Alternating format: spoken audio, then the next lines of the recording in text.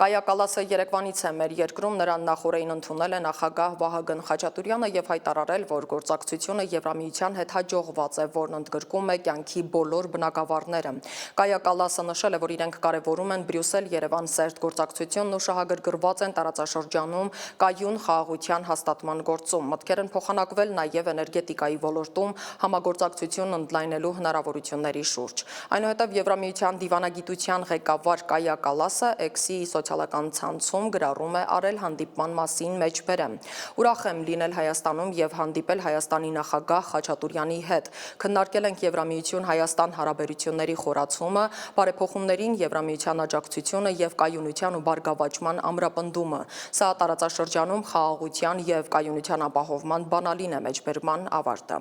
Օրվա երկրորդ կեսին Կալասն այցելել է Եղեգնաձորում տեղակայված Հայաստանում Եվրամիության առաքելության կենտրոնակայան։